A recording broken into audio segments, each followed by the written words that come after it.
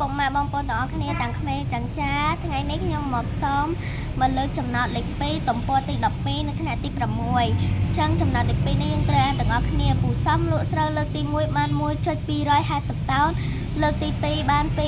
2.550 តោននិងលើកទី3បាន 3 តោនតើគាត់លក់ស្រូវបានសរុបប៉ុន្មានតោនចឹងយើងត្រូវធ្វើប្រមាណវិធីរបៀបឆ្លើយទាំងអស់គ្នាដូចចឹងយើងឃើញហើយចឹងយើងសេប្រមាណវិធីរបៀបឆ្លើយហើយយើងសេរកទម្ងន់ស្រូវពូសំលក់ស្រូវសរុបចឹងយើងត្រូវសរសេរប្រមាណវិធីមកយក 1.250 តោនបូក 2.550 តោនបូក 3 តោនតោះយើងធ្វើទាំងអស់គ្នាចឹងយើងសេប្រមាណវិធីក្នុងរបៀបឆ្លើយហើយយើងត្រូវសរសេរដើម្បីកណនាក្នុងប្រមាណវិធីនៅប្រអប់នេះចឹងដូចយើងក្នុងឃើញប្រមាណវិធីហើយយើងឃើញ 1.250 តោនបូក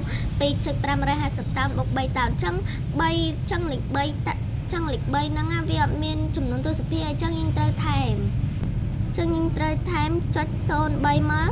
ហើយឥឡូវនេះខ្ញុំធ្វើចូលប្រមាណវិធីចេញជាចម្លើយទាំងអស់គ្នាចឹងយើងឃើញ0.0បូក0យើងឃើញ0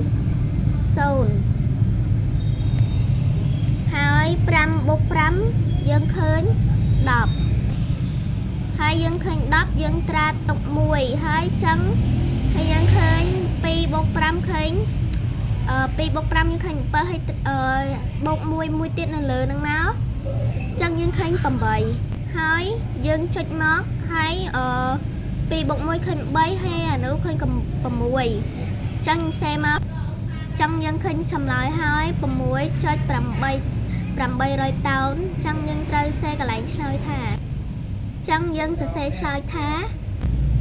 ចឹងយើងឃើញ 6.8 ហើយរកបានជាខ្ញុំមិនដាក់02ពីព្រោះអីយើងកុំសេឲ្យវែងឆ្ងាយអីអញ្ចឹងណាហើយយើងកន្លែងឃើញមកខ្ញុំភ្លេចដាក់ចម្លើយនៅកន្លែងនេះ